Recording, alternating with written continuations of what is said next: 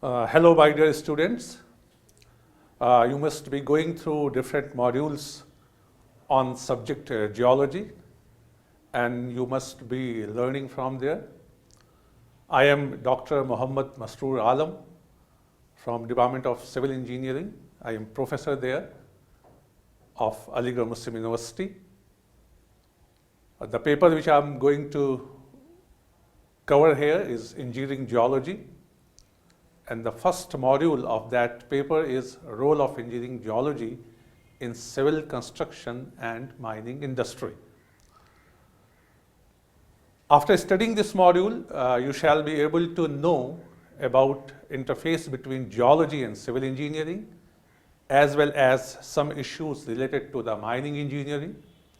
You will be able to learn how this engineering geology came into being as a specialized discipline. You will understand different engineering geological investigations.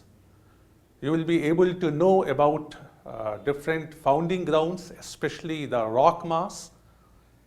And you will also be identifying different issues which are cropping during the construction industry and during mining while working in rocks, and you will be able to give some remedial measures. As we know that human beings are the youngest and perhaps the most intelligent life forms thriving on this earth's surface,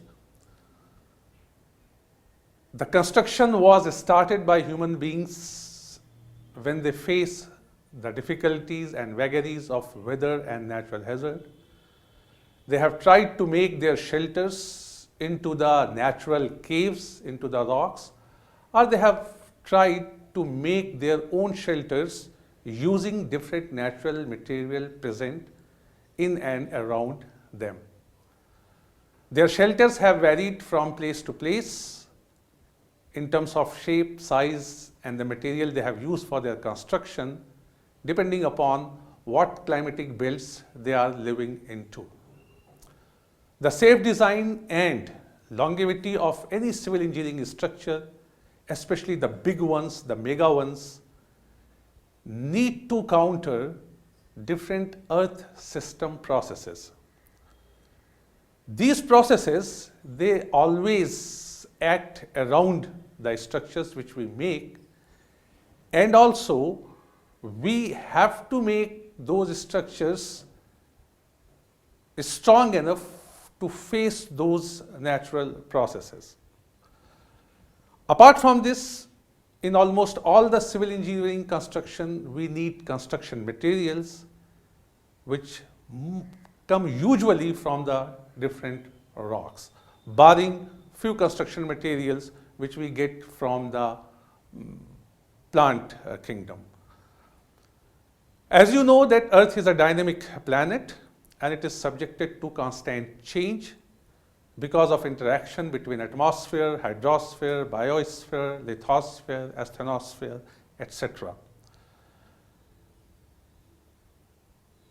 To live on this earth, we have to be in harmony with these spheres, which are important and they are present all around us and forming an operating system.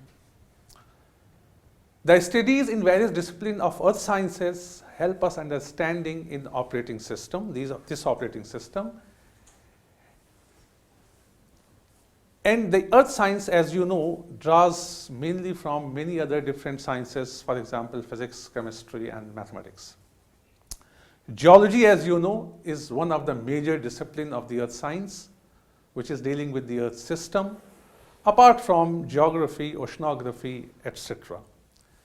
Engineering geology is one of the such disciplines within the geology, which is mainly dealing with the construction and mining industry. If one has to define engineering geology, then we can define it as an application of geological sciences to engineering and mining practice for identifying safe location, design, construction, operation, maintenance, etc. The work arena of engineering geologists is essentially in the regions where geological processes and man-made structures interact, and latter safety and longevity are to be ensured. Broadly, three aspects can be mentioned here as far as engineering geology is concerned. First is the rock material, which is to be used for construction, for example, building stones. Secondly, the rock mass on which we are going to found our structures. Thirdly, the endogenous and exogenous geological processes which are operating around our construction edifices, and they hamper the construction in one way or another in present times as well as in the future times. The engineering geology is not a very old discipline, despite the fact that geology as such as a science discipline is very old. But engineering geology came as a discipline in 1914, when a book was written by Rees and Watson. Then in 1925, Karl Terzaghi, an Austrian trained engineer and geologist, published the first text in German language on soil mechanics. Terzaghi is known as father of soil mechanics, but he had great interest in geology because he was associated with many constructions related to the tunnels in Swiss Alps.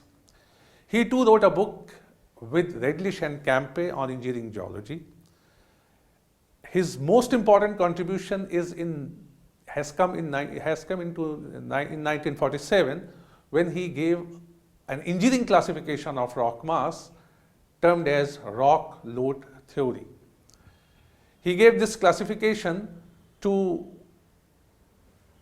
design the tunnel support system, wherein he has identified 9 rock mass classes and different kinds of support for each rock mass classes. He gave a very important statement while working in these rocks, and he said that geotechnical engineers should apply theory with experimentation, but temper them by putting them into the context of the uncertainty of the nature. Judgment enters through the engineering geology. Another group of engineers who were busy in making dams, they have found that few dams have failed. For example, Austin Dam at Colorado River in Texas, in USA, and then St. Francis Dam in California in 1928. These failures, they have prompted that we should get some basic knowledge of geology to work on such mega engineering projects. Charles P. Berkeley, an American trained civil engineer and geologist, who was considered to be the first American engineering geologist, worked on multitude of engineering projects and has studied different dam failures world over. He later worked as an engineering geologist at Hoover Dam, and he put all his experiences into first ever document for linking geology and civil engineering in American continent by writing Application of Geology to Engineering Practice, known as Berkeley Volume. This was published in 1950 by United States Geological Survey. We have some definitions of engineering geologist or professional engineering geologist given by Executive Committee of the Division on Engineering Geology of Geological Society of America. And they said that an engineering geologist used to work in the foundation of the structures to give guidance to their civil engineering counterparts, civil engineers, for the safe design. The engineering geology developed into geoengineering, and that geoengineering further developed into the rock mechanics. The rock mechanics is a very specialized branch taught to civil engineers in general. And it has another offshoot, that is mining engineering, where again we get a lot of information from engineering geology and rock mechanics.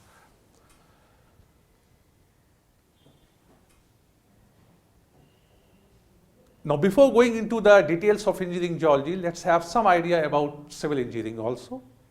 Civil engineering is an amalgamation of science, art, and professional skills and engineering achievements. The requirement of appropriate construction material of required specification and appropriate design for any particular structure is an important factor in the safety and longevity of any civil construction. As we know that all these civil constructions are made either on the ground, partly inside the ground, or completely inside the ground. They come across with different geomorphological and geological processes. So that's why we have to have a link between civil engineering and geology, especially engineering geology. We have one more important branch of civil engineering, that is earthquake engineering. It's an independent, advanced civil engineering subject, but this too needs a knowledge of structural geology as well as tectonics for making safe buildings, safe infrastructure in the earthquake-prone areas. Apart from this, we can also include coastal and marine engineering, environmental engineering, which are disciplines of civil engineering, but they need an input from engineering geology and rock mechanics. The natural disaster studies also require knowledge of earth science in general, geology and engineering geology in particular. Engineering geological studies can come into picture at different stages. They can come into initial stage where we are just planning any structure to be built. We have to work out on the logistics.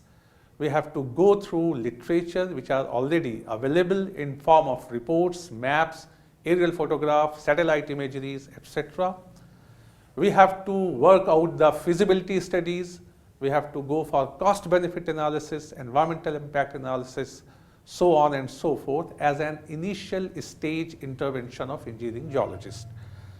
Then once you come to the main stage of construction, then you have to go for different detailed field studies, which can include geological, geophysical, laboratory and in situ field tests. And finally, you come to the review stage or concurrent stage when you have started your construction, and while excavation for foundation, you find some new issues, some new problems that has to be taken into consideration. And then we have to have a final stage of our intervention where we have to see that after construction of your structure, how it is going to last in future and is interacting with present day and future geological process. So we can call this to be a forensic phase. As we know that all grounds on which we are making our structures, they are not terra firma. Unstable foundation, unstable grounds do exist. Sometimes unforeseen situation can always come across because of infinitely variable ground conditions and perhaps also due to inadequate investigations. Sometimes we have soft ground settlement, sometimes we have cavernous topography, sometimes we have issues related to the land reclamation, sometimes we have problems of slope failures and landslides along and around our structures. For example, instability of hill slope or in residential areas or along road and rail network, it will be an important problem, and this will need continuous attention. So we need to go continuously sometimes even after making our structure.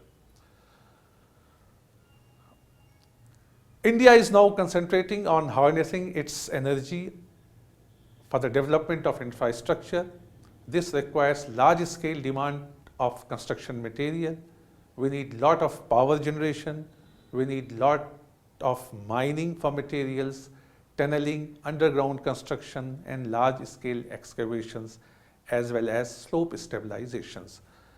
All these activities can be done on the earth surface, can be done at greater depths with varied rock properties and in situ stresses. Engineering geology, geoengineering, and rock mechanics will act as an important tool during planning, logistics, development, operation, and implementation of such projects in greenfield areas as well as in brownfield areas. Engineering geological investigations for civil engineering projects can start before construction, and we have to assess many different aspects, which include, that is, cost benefit analysis, site conditions and ground properties, probable difficulties we are going to face, accessibility to the site and logistics involved, availability of construction material, legal and environmental clearances, data generation for designing the structure. For this, we will incur some cost, which may vary from 0.05 to 4 or 5% for different projects, for example, buildings, roads, dams, and tunnels. But we have to invest, because if we don't invest in our investigations, then after the construction, we may have some problem which will result into incurring of more money as compared to what we have left during the investigation. So it has been said that you pay for ground investigation whether you have one or not. Now the ground investigation is tailored to the requirement of particular project. For dam project, it will be difficult, it will be different. For tunnels, it will be different.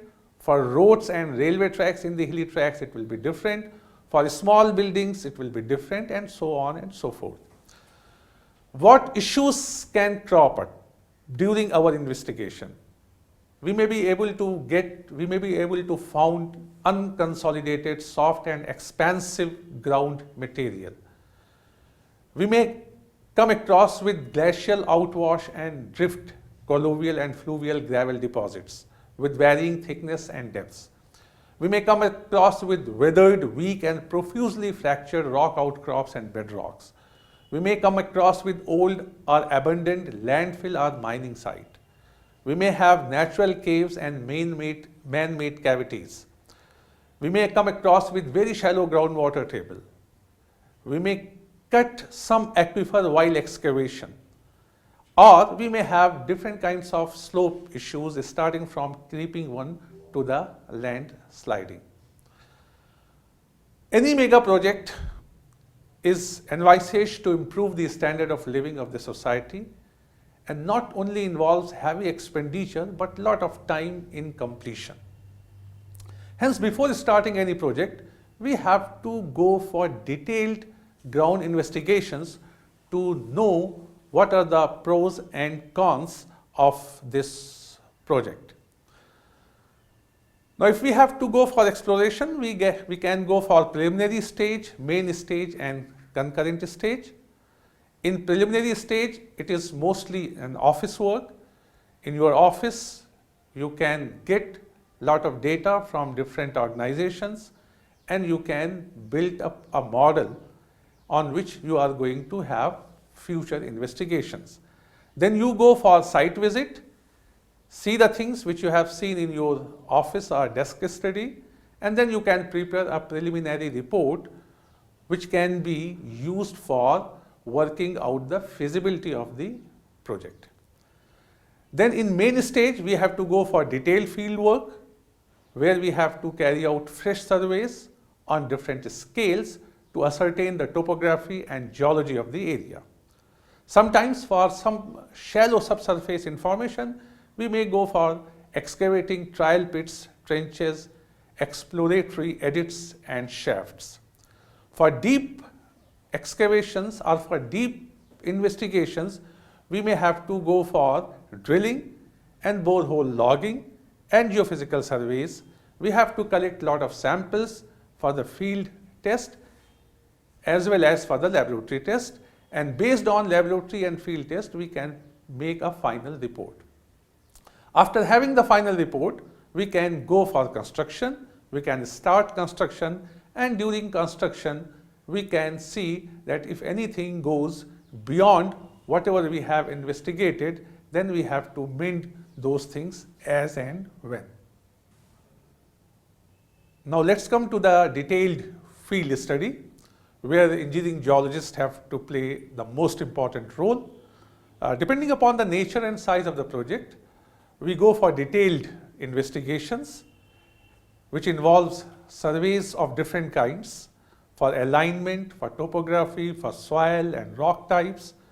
We include subsurface exploration to see that how these soil and rocks are extended downward and what are the variations we are encountering.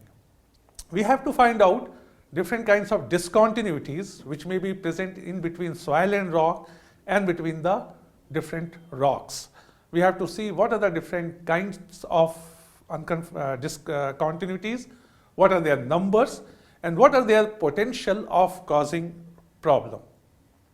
So we can have normal excavation, which we call trial pit and trench, which can be very shallow, 1 to 5 meter deep.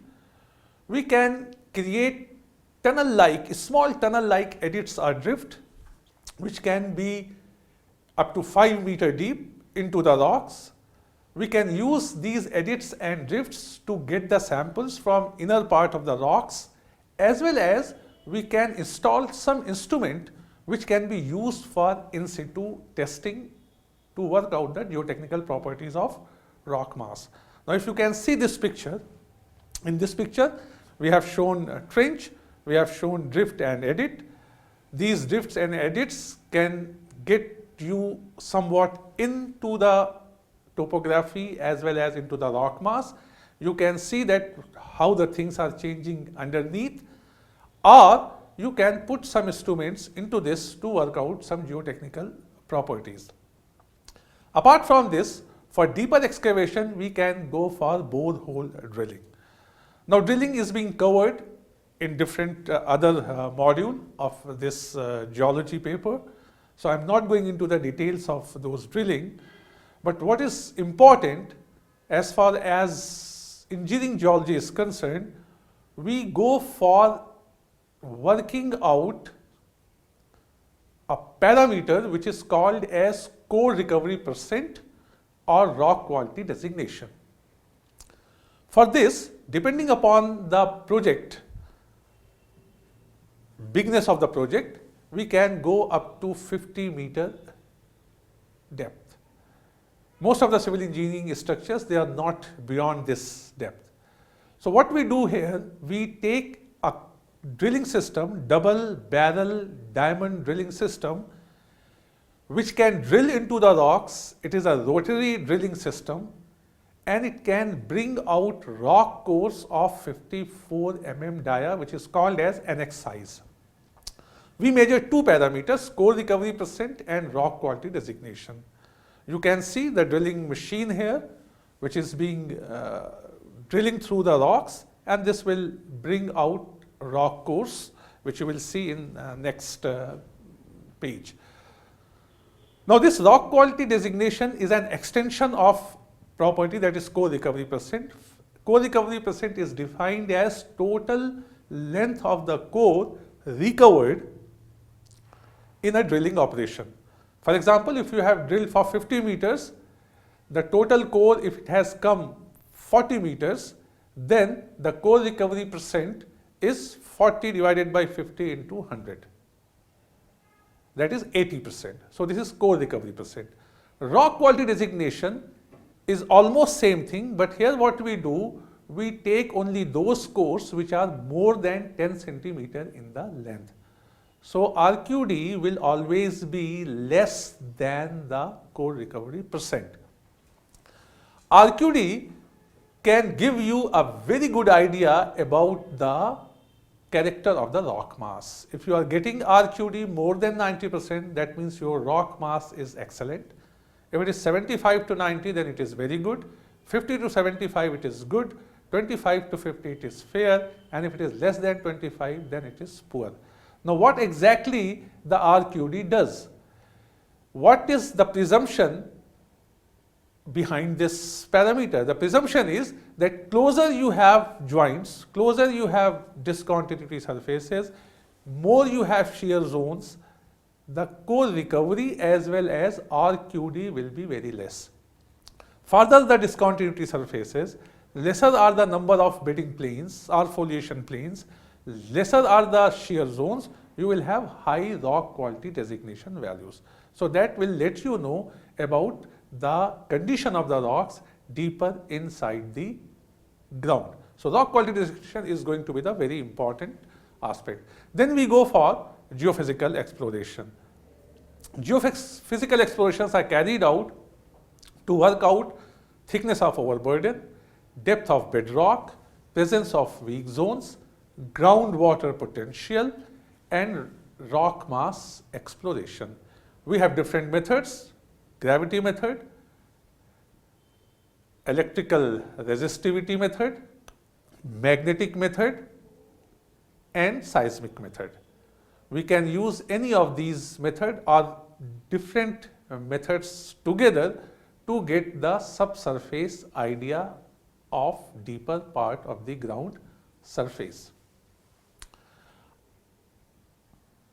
After getting these investigation completed, we will club all these information together and we will come out with the working model of the area, and then we can put this working model for design of the structure. Now if we have to summarize the things, then we can summarize that geology provides a systematic knowledge of construction material, its occurrence, composition, durability, and other physical mechanical properties. The knowledge of geological work of natural agencies such as rivers, wind, glacier helps in planning and carrying out major civil engineering projects. Some spasmodic and strong events caused by Earth's processes, for example, landslide, volcanism, earthquake, and even cyclones, that needs to be well understood in terms of its place of occurrence as well as magnitude to save human construction or human achievement. The knowledge of groundwater system about its quantity, depth of occurrence in consolidated and unconsolidated earth materials are needed in connection with water supply, irrigation, excavation, and many other civil engineering projects. The foundation problems of building, bridges, retaining and containment walls, dams, etc. are directly concerned with the geology of the area. Construction of docks, dikes, jetties, etc. need engineering geological investigations. Construction of roads and railway tracks, especially in hilly areas where we have to determine the stability of cuts and slopes, need proper engineering geological investigation. Before starting any major engineering project at any place, we have to have a detailed geological report followed by geophysical investigations and drilling to corroborate the data generated. The geological studies form the basis for identifying locales of interest. It provides the mining engineer with details of location, structure, and distribution of ore deposits using different geoscientific techniques. It plays a crucial role in optimization of the ore body and is intimately involved in mine planning. Geology or mining geology, geoengineering and rock mechanics play key role in development of open pits and quarries, the underground excavation, design of support system, construction of adits, tunnels, shafts, raids, etc. All these need proper understanding of rock mechanics and engineering geology. Working as part of multidisciplinary team, geologists, mining and civil engineers, we need to provide safety to our structures as well as longevity to our structures. Thank you.